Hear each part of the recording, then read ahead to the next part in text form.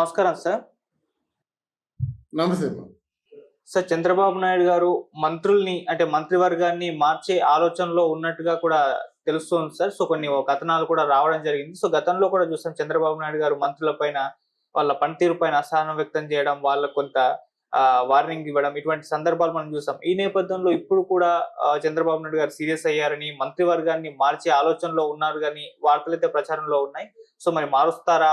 మారుస్తే బాగుంటుందా? మరి ఎవరెవరిని మార్చే అవకాశాలు ఉన్నాయి? దీనికి సంబంధించి మీరేం చెప్తారు సార్?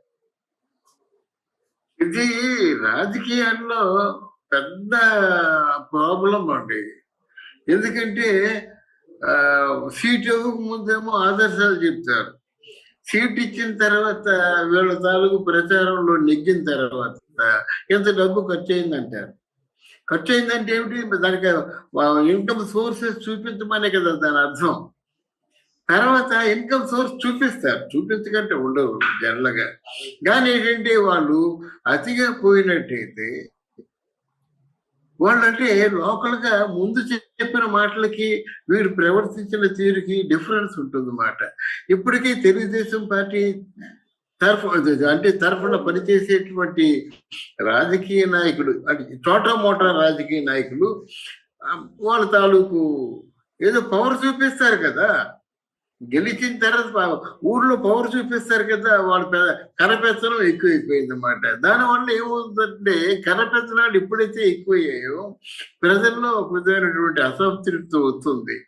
ఇక్కడ చంద్రబాబు నాయుడు, లోకేష్, పవన్ కళ్యాణ్ వీళ్ళందరూ ఎంత కష్టపడినప్పుడు కూడా గ్రౌండ్ లెవెల్లో ఉన్నటువంటి వాళ్ళు మేము నాయకులవి, చోటా మోటా నాయకులు అని చెప్పేసి ఎప్పుడైతే పెత్తనం మొదలు పెట్టారో వాళ్ళల్లో అసంతృప్తి వచ్చిందంటే వాళ్ళు ప్రచారం మొదలు పెడతారన్నమాట. ఈ మధ్య కాలంలో చంద్రబాబు నాయుడు చేయించినటువంటి అంతర్గత సర్వేలో తేలింది ఏంటంటే ఏమిటి తేడా అంతకుముందు అంటే నేను ఒరిజినల్గా ఉన్న వాస్తవాలు చెప్తున్నాను, ప్రజలు అనుకుంటున్న మాటలు. ఏమిటి తేడా? అంతకుముందు జగన్మోహన్ రెడ్డి పరిపాలనలో ఏదో మొత్తానికి ఎలాగైతే ఎలాగైతే కొంచెం దాన్ని దర్పం ప్రదర్శించేవాళ్ళు ఇప్పుడు అలాగే చేస్తున్నారు అనేది కొంతమంది సునిశ్చితంగా విశ్లేషించేటువంటి కొంతమంది వ్యక్తుల తాలూకు అభిప్రాయం అది ఉందన్నమాట. అది పోవాలి. ఎందుకంటే వీళ్ళు ఎంత కష్టపడిపోయి ఐటీ హబ్బులు, ఇంకేవో హబ్బులు, ఎన్నో కంపెనీలు, పరిశ్రమలు తీసుకొచ్చినప్పుడు కూడా మంచిదే. అది ఎప్పుడు అది కార్యాచరణలో ఉన్నప్పుడు దాని ఇంపాక్ట్ ఉంటుంది. ఫౌండేషన్ స్టోన్ శంకుస్థాపన చేసిన రోజునే దాని తాలూకు ఇంపాక్ట్ ఉండదు, దాని తాలూకు ప్రభావం ఉండదు. శంకుస్థాపన చేశారు, అది ఇప్పుడు ఆ నిర్మాణం పూర్తయిపోయి ఎంప్లాయీస్ని తీసుకొని అంత కలకలాడుతూ ఉన్నట్టయితే అప్పుడు కదా దాని తాలూకు ప్రభావం ఉంటుంది. బట్ ఇక్కడ ఏంటంటే క్రమశిక్షణ కొంత లోపించింది అనే విషయాన్ని చంద్రబాబు నాయుడు గారు కూడా పసిగట్టారు. క్రమశిక్షణ ఎవరి వల్ల వస్తుంది? లోకల్గా ఉన్నటువంటి వాళ్ళలో ఎవరు సుపీరియరు? మంత్రి గారు సుపీరియర్. విశాఖపట్నం జిల్లాలో మంత్రులు ఎవరైతే ఉన్నారో వాళ్ళు సుపీరియర్స్ అన్నమాట. ఎందుకంటే మంత్రివర్గంలో ఒక క్రమశిక్షణ కావాలంటున్నాడు చంద్రబాబు నాయుడు కూడా.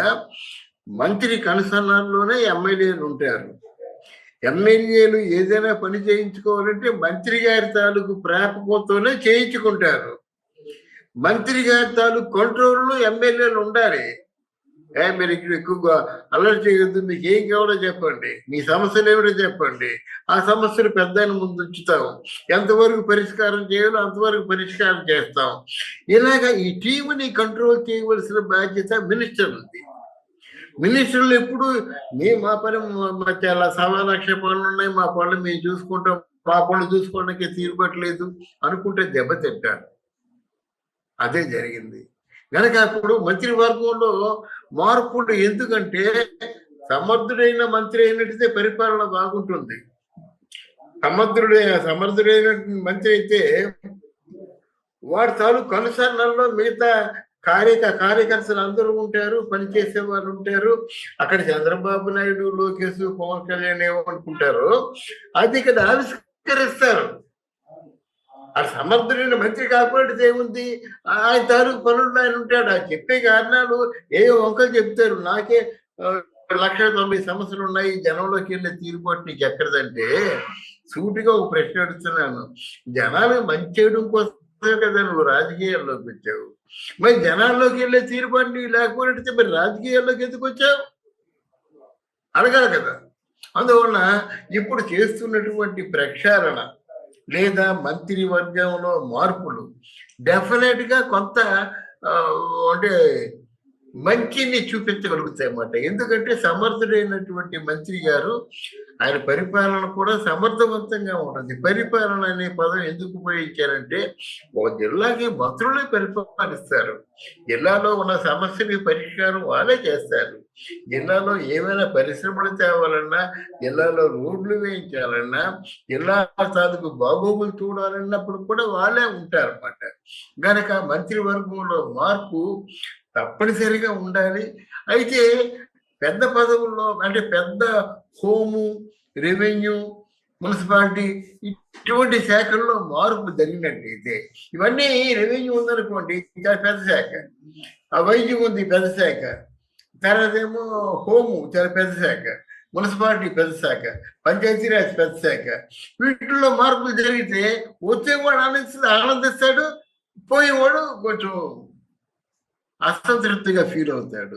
అదే నీ డెలికేట్ గా ఉన్న సమస్యని ఎందుకు చెప్పారంటే, వాళ్ళ తాలూకు పదవులు పదోన్నత అయితే పర్వాలేదు, పదవులు ఉన్నత స్థితిలోకి వెళ్తే పర్వాలేదు, కానీ ఈ మార్పుల ద్వారా ఉన్న పదవి కొంచెం తగ్గించినా లేదా పదవి లేకుండా చేసినా సరే ఏ పార్టీకైనా అప్పుడే డిస్టర్బెన్స్ మొదలవుతుంది అన్నమాట. దాన్ని కంట్రోల్ చేసుకునే పరిస్థితి మరి అధ్యక్షుల వరకు ఉండాలి, చంద్రబాబు నాయుడు గారికి ఉండాలి. అది ఉంటే బాగుంటుంది. బట్ ఎనీవే మరి మంత్రివర్గ మార్పు మాత్రం స్వాగతించదగ్గ విషయం. ఇప్పటికే చాలా మంది దృష్టిలో ఉన్నారు, కొత్త వాళ్ళకు కూడా బెర్తులు ఇస్తారు. ఇప్పుడు ఉన్న మంత్రివర్గమే కాకుండా కొత్త వారిలో కూడా సమర్థులైనటువంటి రాజకీయ నాయకులు ఉన్నారు. కళా వెంకట్రావు, గోరంట్ల బుచ్చయ్య చౌదరి లాంటి సీనియర్ నాయకులు ఉన్నారు. అంటే సీనియర్స్ గా వాళ్ళ పేరు చెప్పాను. వాళ్ళకి ఏదో మంత్రివర్గంలో చోటు ఉంటుందని కాదు, చోటు ఉన్నా ఉండొచ్చు. నేను చెప్పేది ఏంటంటే, చాలా వాడు సీనియర్స్ ఉన్నారు, పార్టీ కొమ్ము కాచిన వాళ్ళు ఉన్నారు. అలాగే జనసేనలో కూడా చాలా పార్టీ కోసం కష్టపడిన వారు ఉన్నారు. అలాగే బీజేపీ పార్టీలో ఎప్పటి నుంచో బీజేపీ మాత్రమే నమ్ముకున్న వారు ఉన్నారు. మరి వాళ్ళందరి గురించి కూడా ఆలోచించాలన్నమాట. సో ఎనీవే చంద్రబాబు తీసుకున్నటువంటి ఈ నిర్ణయం మాత్రం డెఫినెట్ గా స్వాగతించదగ్గది. కాదంటే వీళ్ళు కాడిదేరి నక్కల్లాగా కాచుకొని కూర్చున్న వైసీపీ పార్టీ వాళ్ళకి ఏదో దుమ్మెత్తిపోయడానికి వచ్చిన అవకాశం అన్నమాట. సమర్థవంతంగా పరిపాలించినట్టు మీ మంత్రులను ఎందుకు మారుస్తారంటున్నప్పుడు వాళ్ళు వేసే ప్రశ్నలకు అర్థం లేదు. అంటే మా మంత్రులు సమర్థవంతంగా పరిపాలించలేదు కదా, సమాజంలో ఎదురుదాడి చేస్తున్నారు కదా, మా పార్టీ గురించి మెచ్చుకుంటూ మీ పార్టీని తిడుతున్నారు కదా, ఈ పిచ్చి పిచ్చి ఓగులన్నీ ఓగుతారు. తప్పదు, ఈ రాజకీయాల్లో సహజం. ఇటువంటి ఒక అంటే నిర్మాణాత్మకమైనటువంటి నిర్ణయాలు తీసుకున్నప్పుడు మరి రాజకీయాల్లో కొన్ని ఉంటాయి. అవన్నీ మనం పెడచెవిని పెట్టి ముందడుగు వేసుకుంటూ వెళ్ళిపోవడం, కానీ వెనక్కి తిరిగి చూసినట్టయితే వీళ్ళు ఆశించిన ప్రయోజనం చేకూరదు. Right sir, thank you so much sir. Thank you. Okay.